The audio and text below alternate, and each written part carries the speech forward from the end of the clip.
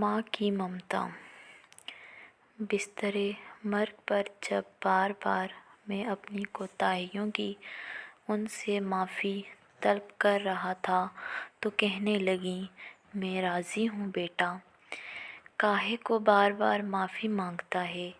ملک خداداد خان۔ ہمیں اماں جی اس وقت زہر لگتیں جب وہ سردیوں میں زبردستی ہمارا سر دھوتیں۔ لیکس، اسکیپری، ریکسونا کس نے دیکھے تھے؟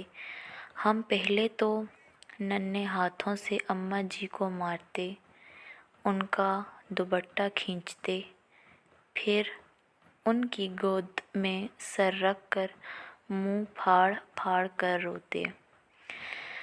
کبھی اماں گاؤں ساتھ لے جاتیں تو ہم اچھلتے کودتے خوشی خوشی ان کے پیچھے پیچھے بھاگتے۔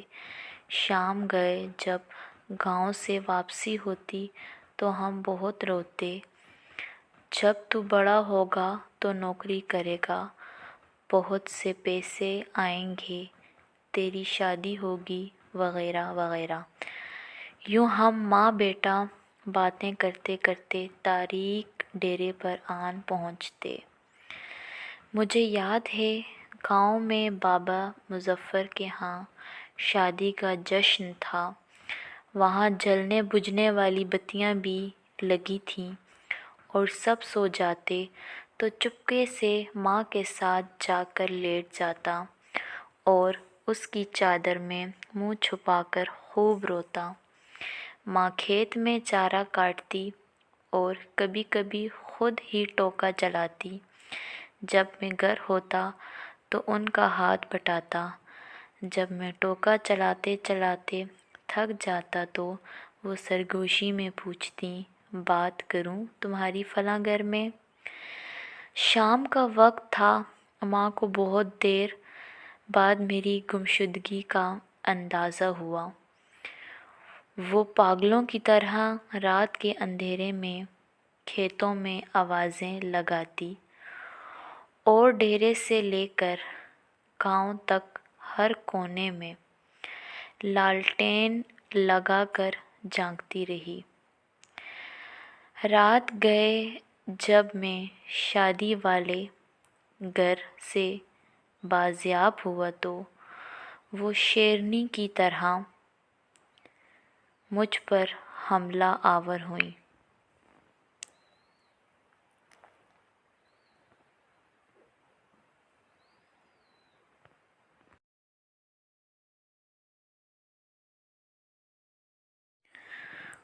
اس رات اگر گاؤں کی عورتیں مجھے نہ بچاتی تو اماں مجھے مار ہی ڈالتیں۔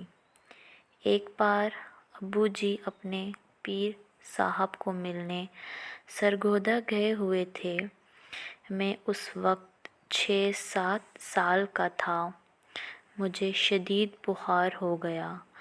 اماں جی نے مجھے گرم چادر میں لپیٹ کر کاندھے پر اٹھایا اور کھیتوں سے گزرتی 3 کلومیٹر دور گاؤں کے اڈے پر ڈاکٹر کو دکھانے لے گئیں۔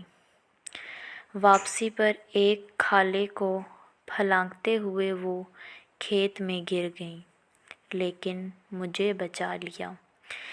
انہیں شدید گھٹنے پر چوٹ آئی۔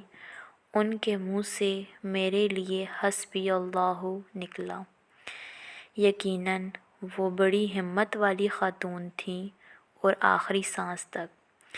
پھر جانے کب میں بڑا ہو گیا اور اماں سے بہت دور چلا گیا۔ سال بھر بعد جب گھر آتا تو ماں گلے لگا کر خوب روتی، لیکن میں سب کے سامنے ہنستا رہتا۔ پھر رات کو جب سب سو جاتے تو چپکے سے ماں کے ساتھ جا کر لیٹ جاتا اور اس کی چادر میں منہ چھپا کر خوب روتا۔ وہ خود ہی کھیت میں چارہ کاٹتی اور میں ان کا ہاتھ بٹاتا۔ پھر ہم نے گاؤں میں گھر بنا لیا اور ماں نے اپنی پسند سے میری شادی کر دی۔ میں فیملی لے کر شہر چلا آیا اور ماں نے گاؤں میں اپنی الگ دنیا بسا لی۔ وہ میرے پہلے بیٹے کی پیدائش پر شہر بھی آئیں۔ ماں بیمار ہوئی تو انہیں کئی دن تک بس کو پان کھلا کر سمجھاتا رہا کہ معمولی پیٹ کا درد ہے، جلد افاقہ ہو جائے گا۔ پھر درد بڑھا تو شہر کے بڑے اسپتال لے گیا، جہاں ڈاکٹر نے بتایا کہ جگر کا کینسر آخری سٹیج پر ہے۔ خون کی فوری ضرورت محسوس ہوئی تو میں خود بلڈ بینک بیڈ پر جا لیٹا۔